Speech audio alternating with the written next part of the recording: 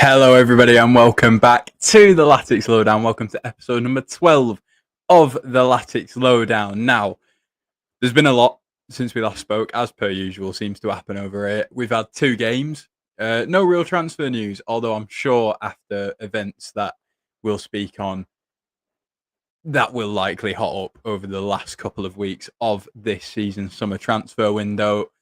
I'm gonna set our stall out from the off here. This episode's gonna be split into 2.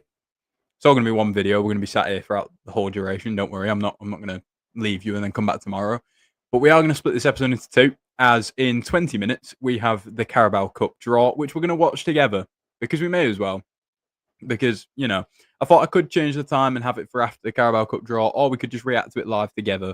And I thought, you know what, that'll be fun. So we're going to react to the Carabao Cup draw together as a little bit of an interlude of today's episode. The first half of today's episode, I'm going to take us through what went wrong at Leyton Orient. What went right, to be honest. Let's have it right. I'm just going to say, before we start this episode, if you don't like the fact that I'm going to have an opinion on this game, turn off. If you know, you know. So, what went wrong at Leyton Orient is going to be the first half of today's episode. In the second half of today's episode, after we've watched Carabao Cup draw, which I'm hoping doesn't drag on for too long, I'm hoping they just kind of dive right into it at 20 past. If not, we'll deal with that as it comes.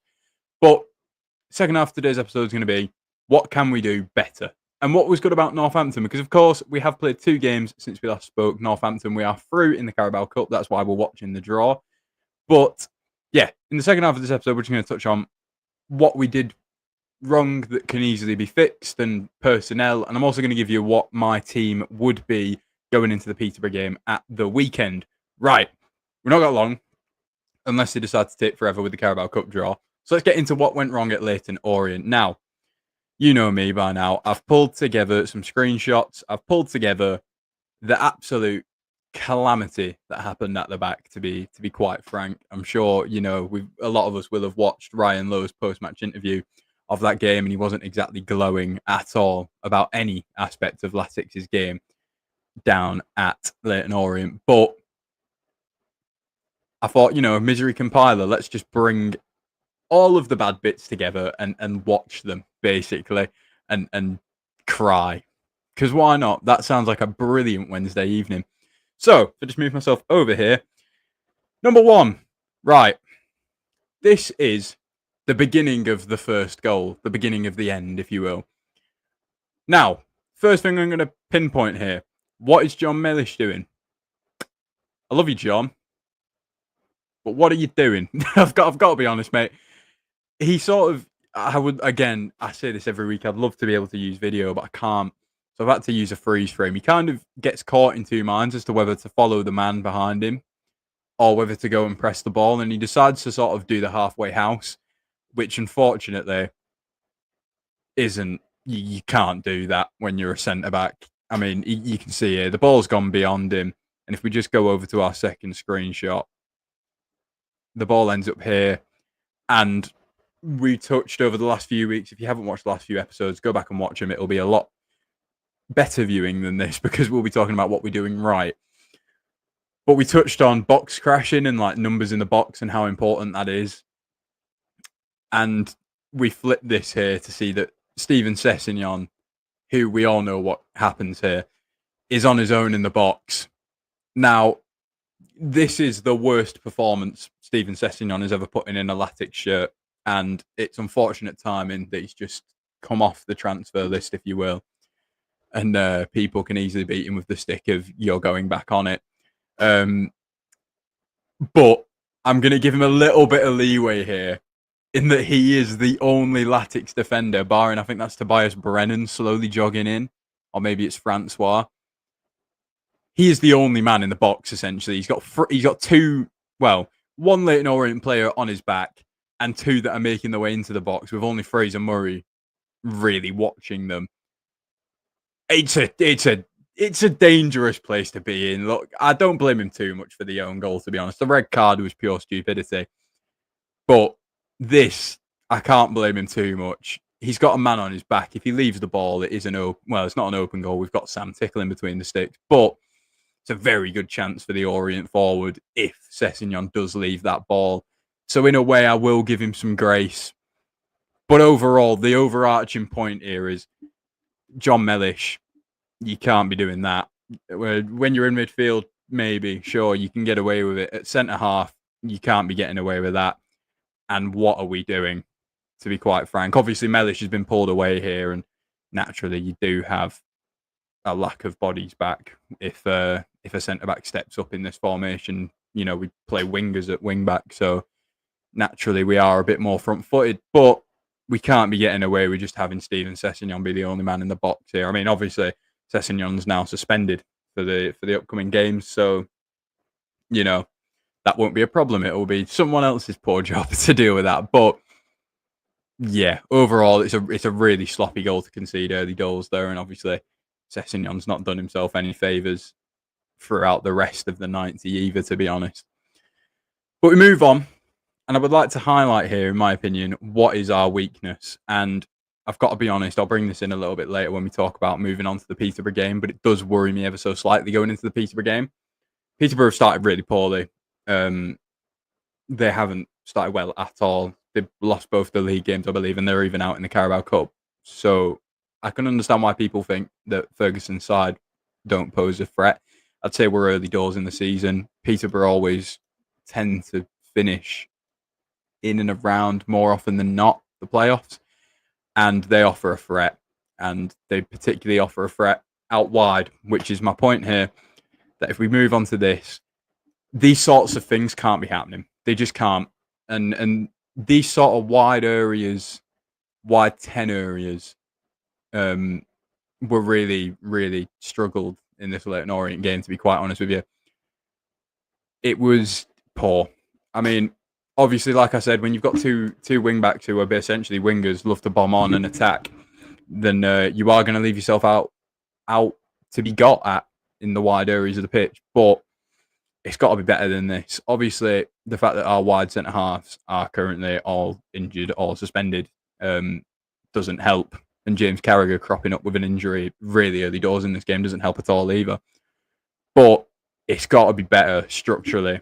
We'll touch on this again a little bit later on, but these sorts of chances, I mean, this should be a goal. I believe it's Connolly. It should be a goal, and it doesn't turn out to be a goal, thank God.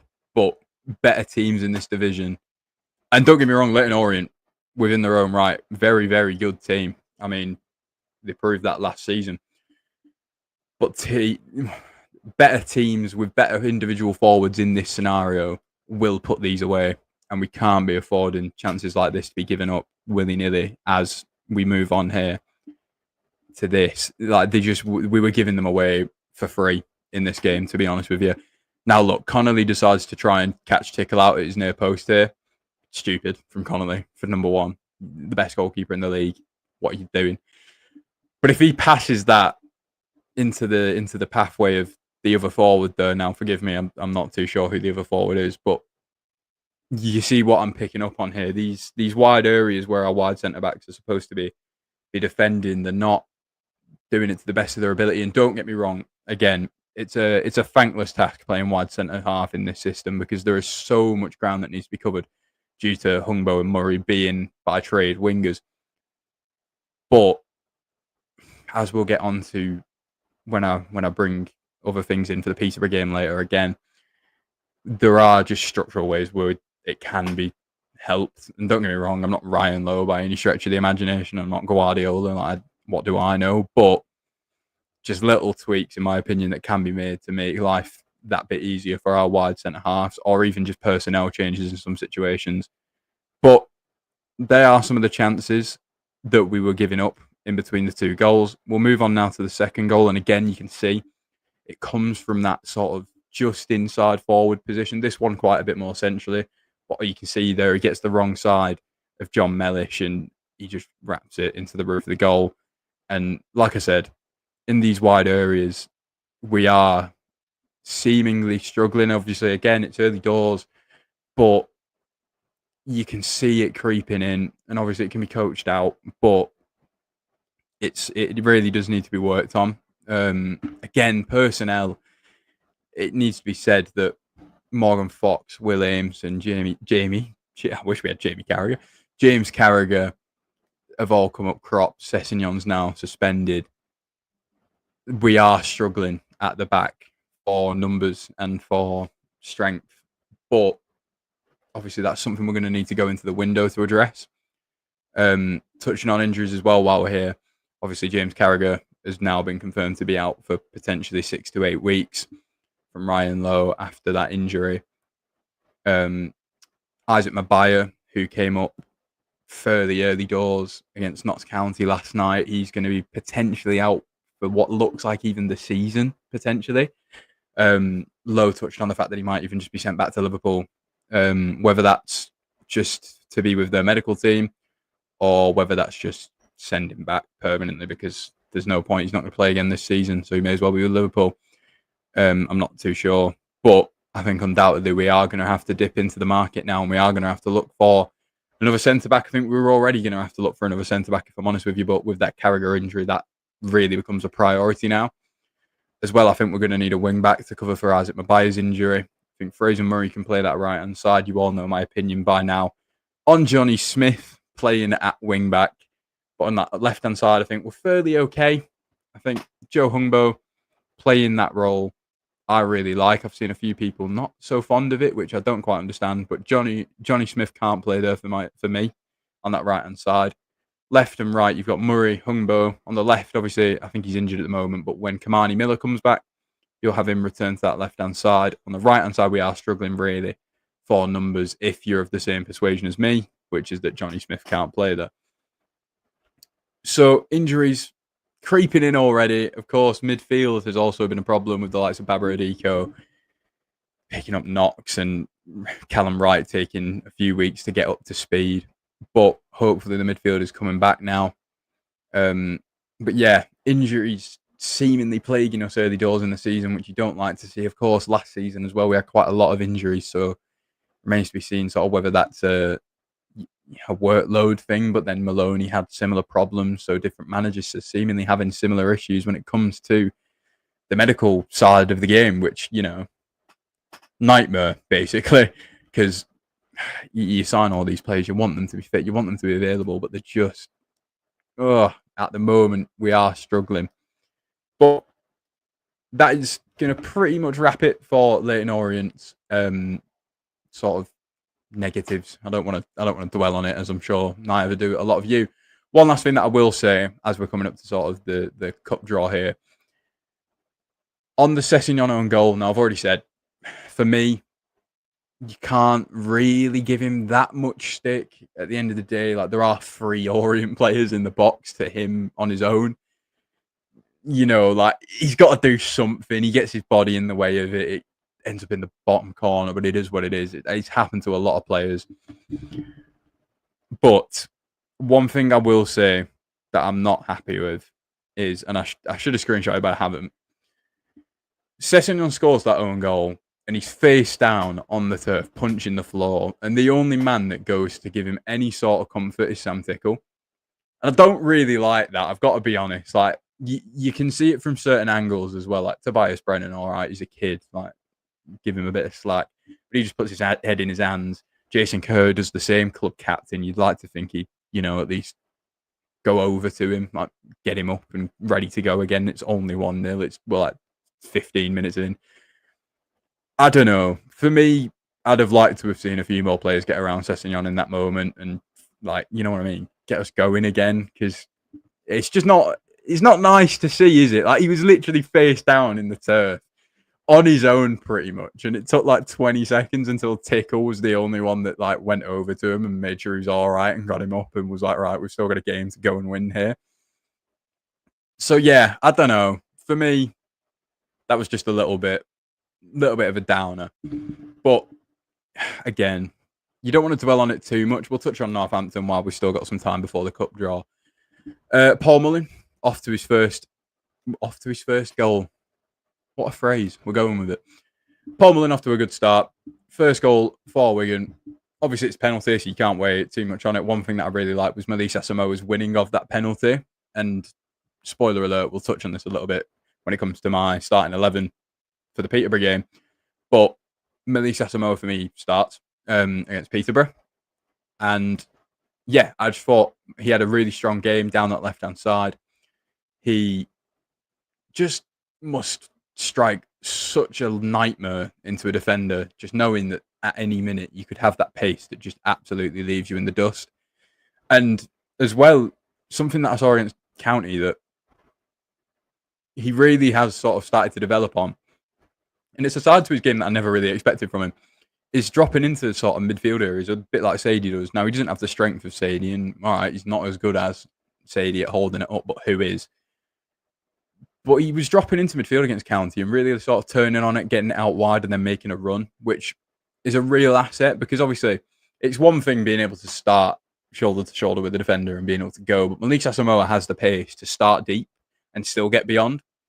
So if he can get into deep positions, play these balls out wide to Fraser Murray, to Joseph Hungbo, and then just bomb on through that midfield and just can really get at a goalkeeper. Like, he can still burn a centre-back if he gives him 5 yards, you know what I mean? And I really started to see that against Notts County, and I was a big fan of it, to be honest. Asamoah had a very good game. Ryan Lowe spoke about Asamoah being a little bit annoyed that he couldn't take the penalty, which, you know, professional footballers, especially strikers, will want to take those chances, especially if they win them, which, you know, it is what it is. The penalty went to Mullin. I think it's fair to say he absolutely rocketed it. And if there's one thing you can't take away from Paul Mullin, it's that he is a great penalty taker. Please don't come back to bite me. Now that I've said that, he's going to miss one in a playoff game, isn't he? But yeah, you can't take that away from him. But Melissa Samoa, I thought, had a really, really strong game. Tobias Brennan, I'm in awe of that kid, man. Like, yesterday, I haven't been to, obviously I didn't go to Leyton Orient and I wasn't at the first game of the season. Yesterday was actually, barring highlights and like extended highlights, yesterday was the first full 90 that I've actually watched. And Tobias Brennan, wow. I'd watched him at Chorley and I'd watched him at Accrington in pre-season and I was gently impressed. But to see him in League One, well, and mind you, County are a League Two team, it was a cup game, but like, Notts County are a very, very decent side for League Two. And to see him just like take the ball from centre backs and just like turn on it, and it's like Gravenberch-esque in that midfield, and it's just beautiful to watch him grow week on week. Hopefully, I mean, if you're Matt Smith, if you're Babber Adiko, and you're looking at Tobias Brennan's run of form at the minute in this Latics side, you are worried. It must be said, because he is absolutely taking it in his stride at the moment. Leo Graham the same. I thought he was really good when he came off the bench. Someone who for me stood out was Ryan Trevitt.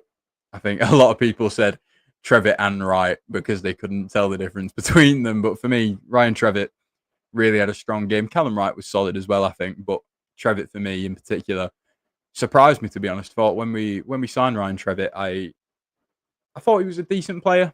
His injury record is patchy. And obviously we'll see as time goes on whether that continues here or not. But I think if we can get a fully fit Ryan Trevitt week in, week out, he is a real asset. Played on the left-hand side of that midfield three, which is where I anticipated him to play this whole time. He obviously made his debut on the right-hand side of the midfield three, which I thought was interesting. But I'd say he's a little bit more box-to-box than Callum Wright, so I suppose it does make a bit of sense. But I thought Trevor had a really strong game. I think he was everywhere, to be honest with you. Jensen Weir as well, shout out to him, filling in at right-sided centre-half. I mean, we've already touched on it. Thankless task playing wide centre-half in this system. It's a very, very difficult thing to do. And Luke Robinson. Now, I'm gonna set my stall out here because I'm not having it. Luke Robinson gets way too much slander. I'm not having this. I'm not having it. He is the best one-on-one defender at this club. Now, okay, I hear it. Going forwards, limited. But as a left-sided centre-half, what is wrong with Luke Robinson? I don't understand it. I don't understand it at all. He gets pelters. Or maybe not pelters. Pelters might be a bit over the top. But like, he does get thrown shade from a significant portion of this fan base. Now, look, again, as a left-back, as a left wing-back, no. But as a left-sided centre-back, we saw this with Cal Naismith. Like, terrible at left-back. Cal Naismith was a terrible left-back. And a winger even worse. Like, he was shocking. And then he moved into centre-half, and we nicknamed him Caldini. So, you know what I mean? Like, very, very good.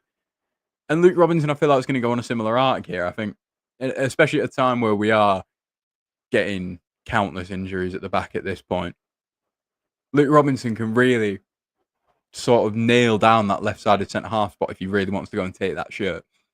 And I don't see why he can't do it at all, to be honest with you. I think, again, people are giving him too much stick, in my opinion, and I thought he had a really good game. Anyone else that I thought had a really good game off the top of my head? Fraser Murray, of course, because he's going to get player of the season. I've said this all along. He's just top class, Fraser Murray. He is probably my favourite player already. Hungbo, I thought, was solid.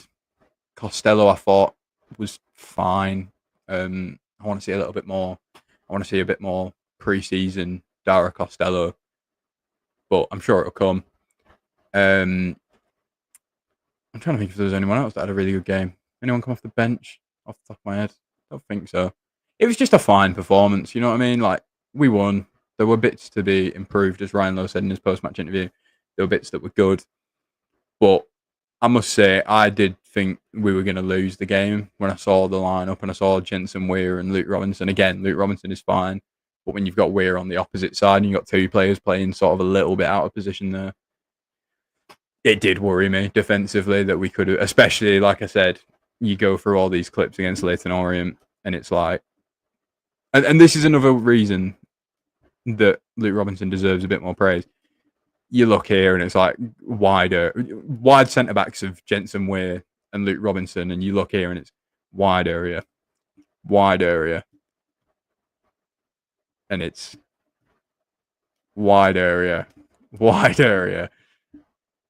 Problem from the wide area. You know what I mean? Like, it really did worry me going into this game that all of these chances were coming from wide areas, and we had wide centre backs of Jensen Weir. Now, I'm aware that he played there in pre-season, but I never thought I would see the day where I would see Jensen Weir as a right-sided centre-half in a competitive game. But fair play, credit where it's due. He was solid enough. I mean, we kept a clean sheet, so what do I know? But yeah, we'll get into my lineup for the next game for Peterborough in due course. The Carabao Cup draw is about to kick off here. But we will get into my lineup just after the draw. We'll get into what tactically I think we should do to sort of beat Peterborough, because, you know, that's always the aim. But yeah, in the meantime, if anyone wants to chuck in the comments who you want in the draw, who you would play on Saturday, score predictions for Peterborough, anything, feel free to get them in the comments. But yeah, hopefully the Carabao Cup draw doesn't take us too long and we can crack on with our Peterborough breakdown, I guess, even though it's not happened yet. Right, here we go. The Carabao Cup draw is underway. We are ball number 18, I believe. So, yeah. Who do you all want? I personally would love a big team away, of course. I think it's fair to say that we're probably not expecting to win the Carabao Cup. So, you know, I wouldn't mind getting through a few rounds for financial reasons, but also, on the other hand, if you offer me like Anfield or even like Goodison, well, it's not Goodison anymore, Branley Dock, I'll happily take that.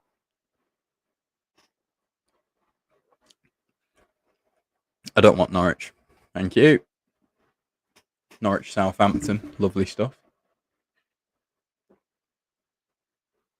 Yeah, I either want a relatively simple game at home or a good away day, personally. Oxford have got Brighton at home. I hope you're all watching this with me and I'm not just sat here staring at my TV and everyone's just watching me just sit here. But yeah, Reading at home to Wimbledon. Okay.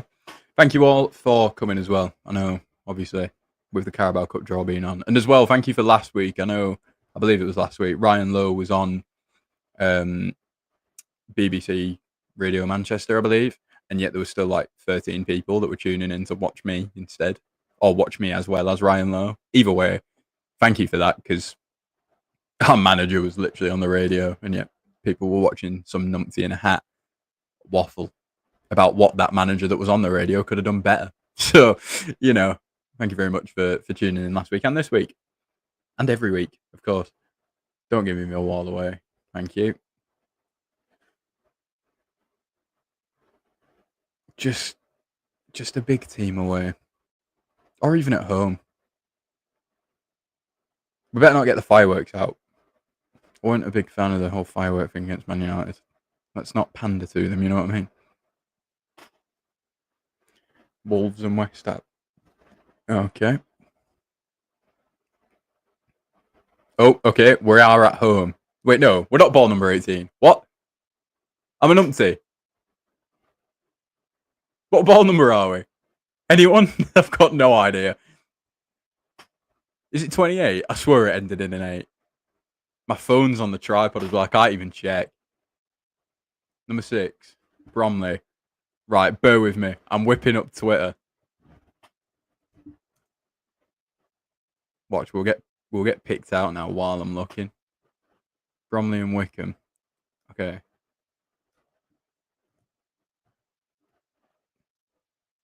Ball number 8. That's not us, is it? Cardiff. I swear it ends in an 8. Have I got this so wrong? No, ball number 18. I am right. I swear Swansea were ball number 18 then. Have I lost the plot? Was Swansea not 18 then? Have I... What? Anyone that's coming back to watch this episode, I'll leave a timestamp in the comments for when this draw's done, so you can just skip past me being an absolute wally. But I swear Swansea were ball number 18 there. Have I missed the draw?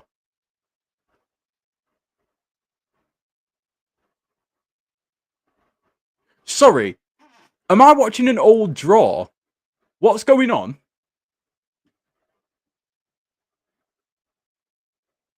Hello? What? Has my Sky absolutely capitulated here? It has to have done. I could have sworn Swansea just got pulled out as ball number 18. Have I absolutely lost my marbles? Does anyone know who we're playing? Huh?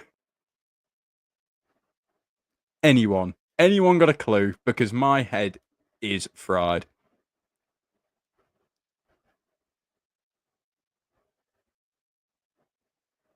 Am I losing the plot? Again, I'm so sorry to whoever's watching this live. I will leave a timestamp to anyone that's retroactively watching this so that you can go back and skip all of this. Have I absolutely lost my mind? I'm going to keep checking Twitter for who we're playing here because clearly Swansea are not ball number... Well, Swansea are ball number 18, apparently. What? I'm so confused, and I do apologise. 7:20 on Wednesday. Yeah, the draw is now. My head's been ragged. I've no idea. I've officially lost my mind, to be quite frank. Right. Okay. Well.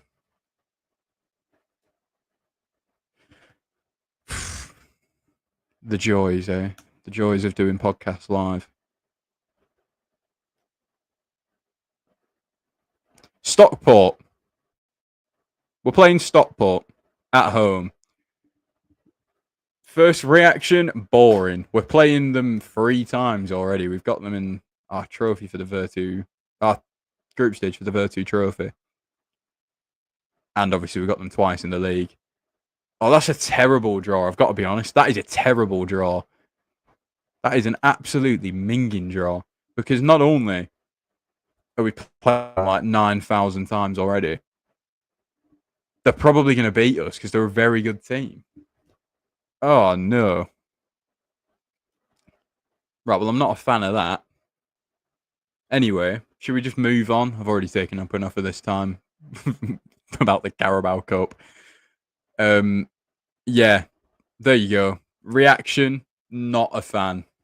Don't really want to play Stockport at home for many reasons. It's not good for finances. We're playing them already 700 times. And yeah, they're a good team. Anyway, moving on. I am bringing in a new thing. Now, this is a little something I like to call the JLA Tactics Board, which is, of course, if you know James Lawrence Alcott, the YouTuber, has made a tactics board. Now, this is the team that played the bulk of the game against Leyton Orient. Now, again, I'm just going to demonstrate here where the issue is. It is absolutely here and it's here. These are the problems, right? These wide areas are killing us, but they need to be fixed. So, how do they get fixed, you may ask? I hear you shouting from the rooftops of Wigan. Well, plain and simply, you move Sessegnon out of the team, for starters, because he's not there. You move John Mellish out of the team, because, respectfully to John, can't do it.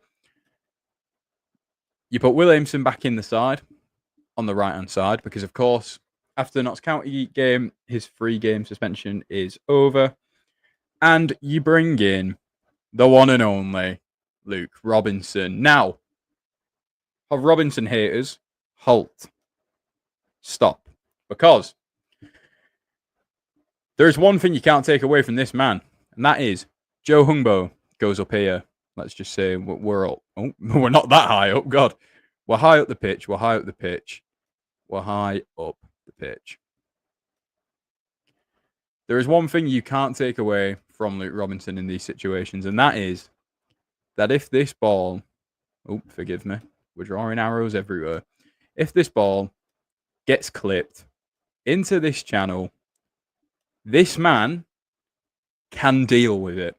No doubt in my mind. He can deal with it. Absolutely. Now, Joe Hungbo is probably even more of a winger by trade than Fraser Murray. And so, of course, he's going to bomb up. We know this by now. But this man can deal with it. He absolutely can. Like I said, Luke Robinson is one of the best one-on-one defenders in this club, if not the best. And like I said, when I showed you the screenshot of John Mellish getting caught in two minds as to whether to close down his man or go with the runner, Luke Robinson doesn't make that mistake. And if he does, he doesn't make it as often. So, you know, you've got to give him respect at what he is good at. As much as we want to take away what he's bad at in terms of going forward, you need to give him credit where it's due in that he's a really, really good 1v1 defender. And on that left-hand side, where you are getting dragged into wide areas to really sort of play as a defensive fullback at this point, he can absolutely do that. Now, it remains to be seen whether Williamson can deal with these types of balls down this wing. I mean, at times in previous seasons, we've seen him play in a back three, and he has dealt with it relatively well, I want to say. I think Bolton away springs to mind. Last season, I believe we played a back three, and he was really good on that left-hand side. On his favoured right foot, you would fancy him to be good on the right-hand side as well. Jason Kerr in the middle, holding things down as he does. Now, this is the team that I would personally play against Peterborough. Now, again, let me just draw these arrows back. These wide areas are an absolute huge problem. I've said this countless times now. But, of course, Peterborough, throughout the years, have had really dynamic, really exciting, really pacey, really direct, really good, basically, wide players. Now, again, they are struggling. It looks as though they are going to struggle this season a little bit more than usual. But one thing is for sure, they do have pace in wide areas. Whether those players are as talented over as previous years remains to be seen yet. But people like Odo, they are very, very quick. And so if they can get in behind Fraser Murray and Joe Hungbo, it is dangerous, and it is something that we need to respect. Now, this is another reason that I would play this team, is that I feel like potentially we need to do something a little more like this. There's like a little bit of an elbow in midfield here.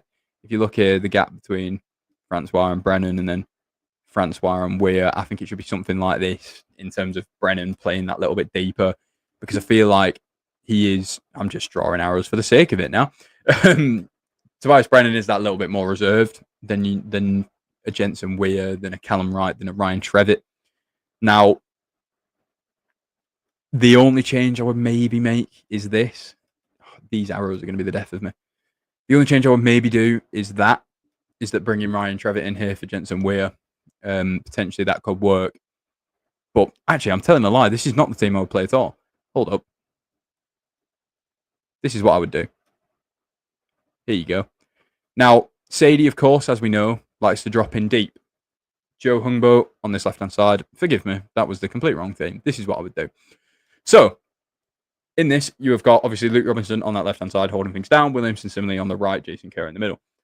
Francois and Brennan, in my opinion, Brennan should play that little bit more reserved in this game. I tend to find that when we're playing against teams that go long, so straight from back to front, we're seeing this ball get headed down by our centre-backs, but it's getting headed into these sort of areas around where Francois and Brennan are. And with one defensive midfielder, it looks like it is being a little bit of a struggle, the second ball out from the back. Now, don't get me wrong, do I want Brennan to sit in all game? Absolutely not. He's brilliant at moving up the pitch into these sorts of areas and going and pressing and winning that ball back. When you've got a Christian Sadie, who, in my opinion, you should look to play Asamoah on his favoured left side, cutting in. And Sadie can drop into these areas and create this little bit of a box between Brennan, Francois, Trevitt, and Sadie. And then release Asamoah in behind, because the man's pace is frightening. Another thing as well is that if we are going to struggle with these wide areas, and this is going to be a problem, Melise Asamoah can absolutely frighten to death the defenders in these areas that will be clearing these balls. And so it's going to be a little bit more difficult for them to clip these balls into the channel if Asamoah is, one, closing them down with his electric pace, and two, pinning them back. Asamoah gets into these areas, let's have it right. The entire back line is going to be along this line, and they're going to be terrified. So, yeah, in my opinion, Melise Asamoah should start. I think he deserves it after winning that penalty and having a really good game. And yeah, I just think this is the team that we should go with for the Peterborough game. Personally, I think, again, the way that we get at people here is we create that little box in midfield with Christian Sadie dropping in, spinning that ball in behind, because as well here, you can have Fraser Murray getting on down this wing. You can have Joe Hungbo getting on down this wing. Ryan Trevitt will eventually push on once the ball makes its way out. Christian Sadie pushes on when the ball makes its way out. Brennan comes into this area. And suddenly, when we're in these parts of the pitch, you've got Sadie in the box, Asamoah in the box, Hungbo's coming in. Let's say Fraser Murray has the ball here. Hungbo's coming in at the back post. Trevitt's pushing into this area. Brennan's on the edge waiting for the ball to come back. And Murray's putting in that cross. And that is how we see our best moments have come, is getting these balls into the box from wide areas and really pushing players up and into the box. Now, of course, Brennan's going to have to get legs to get back here, similarly with Trevitt. And we're going to have to pray that these two out wide can do the same. And then we drop back into this sort of formation. But again, these balls into wide areas, we can stop them with Melise Asamoah, in my opinion, just for his electric pace and scaring the life out of defenders. But yeah, that is what I would do going into the Peterborough game. So we've got Stockport County then at home in the Carabao Cup. Let me know in the comments what you think of that draw. Personally, I can't say I'm all that inspired by it. But that is going to wrap us up for today's episode. I'm expecting, as I said early doors, some transfer news to be coming in over the next couple of weeks with the injuries that we are picking up at the moment. I expect a centre-back. I mean, I expected one anyway, to be honest with you. And I do expect a wing-back now that Isaac Mabayar has pulled up in what could be a season-ending injury, unfortunately for him. But yeah, speedy recovery to Isaac, speedy recovery to James, and any of our other lads who are currently suffering injuries. But yeah, that is going to wrap us up for today's episode. I will see you at the same time next week when we will be breaking down Peterborough United. Peterborough United? Is it Peterborough United? Oh my God, I'm having a murr today. We'll be breaking down the Peterborough game. Thank you for watching, and I will see you this time next week. Subscribe if you're new. Leave a comment. Let me know what you think of Stockport. Let me know what you think of Leyton Orient. Let me know score predictions for Peterborough. And I'll see you this time next week. Thank you for watching. Ta-ra.